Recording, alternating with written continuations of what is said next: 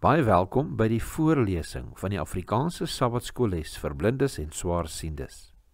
Hierdie lesse word voorsien deur die Wêreldkonferensie van die Sewende Dag Adventiste Kerk. Die voorlesing van die les word aan u gebring deur SSL in samewerking met Adventiste Wêreldradio Afrikaans en word voorgelees deur Marlena Nel.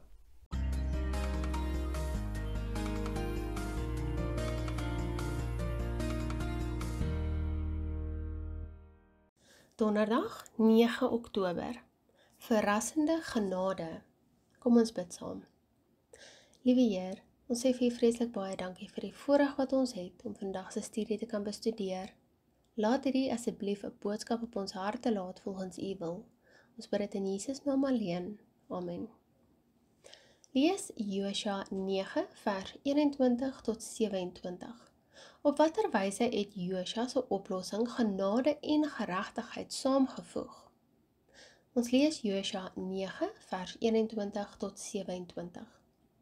Verder sê die owerstes vir hulle, laat hulle lewe, en hulle het houtkappers en waterputters geword van die hele vergadering soos die owerstes aan hulle gesê het. Toe laat Josua hulle roep en spreek met hulle en sê, waarom het julle ons bedrieg deur te sê ons woon baie ver van julle af, terwyl julle tussen ons woon? Nou dan, vervloek is julle en nooit sal julle ophou om knegte, houtkappers, sowel as waterputters vir die huis van my God te wees nie. Toe het hulle Josua geantwoord en gesê, omdat aan u dienaars verseker meegedeel was dat die Here u God aan Moses sy knegt bevel gegee het om die hele land aan julle te gee en al die inwoners van die land voor julle uit te verdelg. Daarom was ons vir julle baie bevrees ter wille van ons lewe het ons hierdie ding gedoen. Maar hier is ons nou in u hand. Doen soos dit goed en reg is in u oë om met ons te handel. Hy het toe met hulle gedoen en hulle gered uit die hand van die kinders van Israel, dat die hulle nie gedood het nie.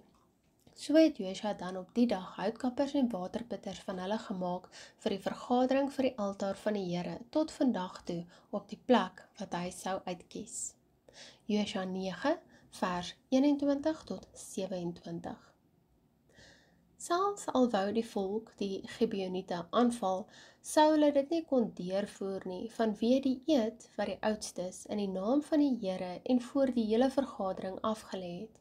Neem in ag dat 'n eed in beginsel bindend was, solank daar geen wandade of misdadige bedoeling by betrokke was nie, moes die wat dit afgelê het daarby hou, selfs al het dit daardie persoon of persone pyn of skade berokken. Ons lees Rigters 11 vers 29 tot 40. Toe het die gees van die Here op Jefta gekom, en hy het oorgetrek na Gilead en Manasse, en verder deur Mispe en Gilead, en van Mispe en Gilead het hy deurgetrek na die kinders van Ammon. En Jefta het aan die Here 'n gelofte gedoen en gesê, as u werklik die kinders van Ammon in my hand gee, dan sal wat uitkom, wat uit die deure van my huis uitkom my tegemoet, as ek in vrede terugkom van die kinders van Ammon aan die Here behoort, en ek sal dit as 'n brandoffer bring. Daarop het Jefta teruggetrek na die kinders van Ammon om teen hulle te veg, en die Here het hulle in sy hand gegee.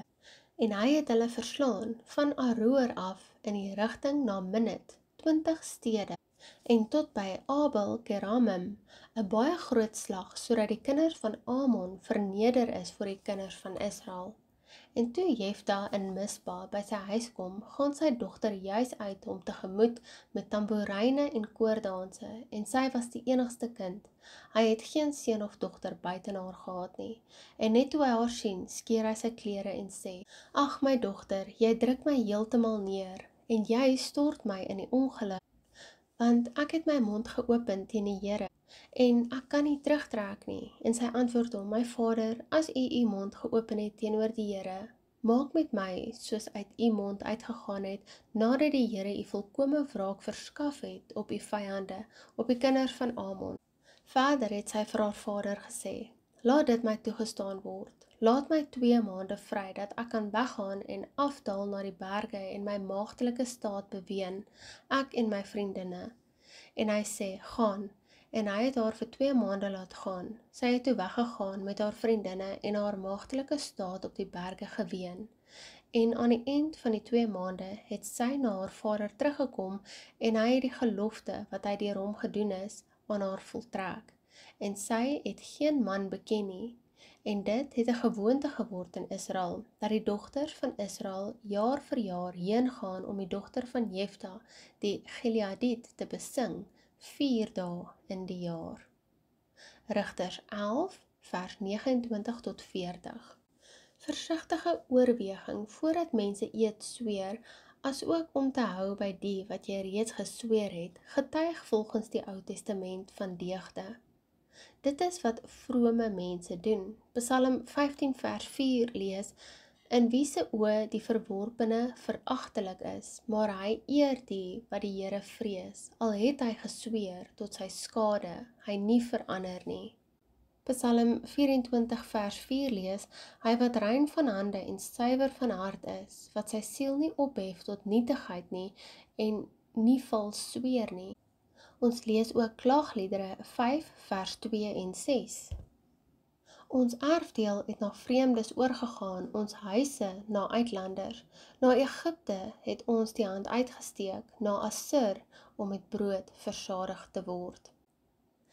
Die oudstes kon ook nie wysigings aan die eed maak nie, aangesien dit in die naam van die Here, die God van Israel, gesweer is. Die plegtige eed wat die leiers van Israel gesweer het hul toekoms onafskeidbaar met die van die Gibeoniete verbind. Om die waarheid te sê, deur hul aanwysing en vervloeking as houtkappers en waterdraers vir die huis van die Here, soos gelees in Josua 9 vers 23, het die Gibeoniete deel van Israel se aanbiddingsgemeenskap geword. Hierdie was Josua se beslissing. Dit is in teenstelling met die leiers van Israel sin wat wou hê dat die Gibeoniete voortaan houtkappers en waterdraers van die hele volk moes wees. Josua 9 vers 21. So Josua se beslissing het die vloek wat oor die Gibeoniete uitgespreek is, in 'n potensiële seëning omskep. Ons lees 2 Samuel 6 vers 11. En die ark van die Here het 3 maande lank in die huis van Obed-Edom die Getiet gebly, en die Here het Obed-Edom en sy hele huis geseën. Die stad Gibeon se daaropvolgende geskiedenis toon dat hulle 'n bevoorregte posisie in die Joodse godsdienstige lewe geniet het en dat hulle getrou aan God se volk was. Die eed wat die volk voor die Gibeoniete gesweer het van geslag tot geslag behoue gebly. Soveel so, dat daar met die terugkeer van die Jode na die Babiloniese ballingskap, Gibeoniete onder die werkers wat Jerusalem herbou het, was. Ons lees Nehemia 7 vers 25. Die kinders van Gibeon 95.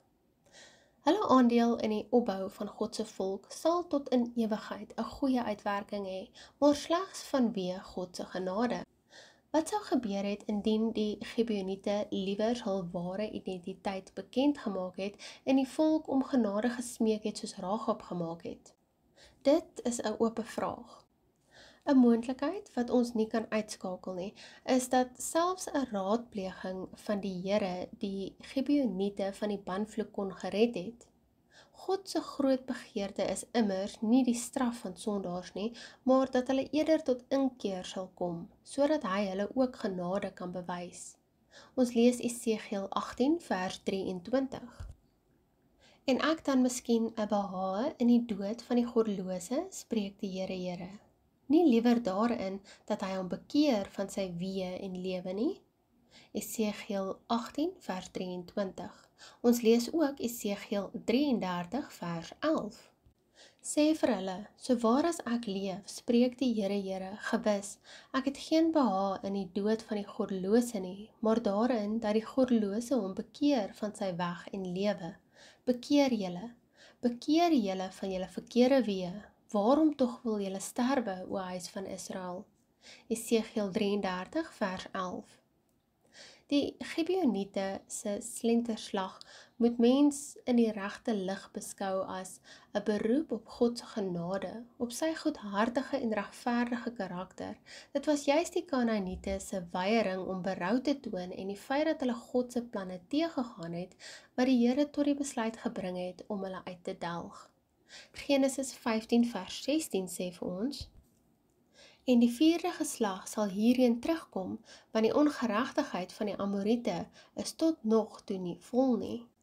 Die Here respekteer die feit dat die Gibeoniete sy opperheerskappy erken het, as ook hul soeke na vrede in plaas van rebellie en hul bereidwilligheid om hul afgoderry prys te gee en die enigste ware God te aanbid.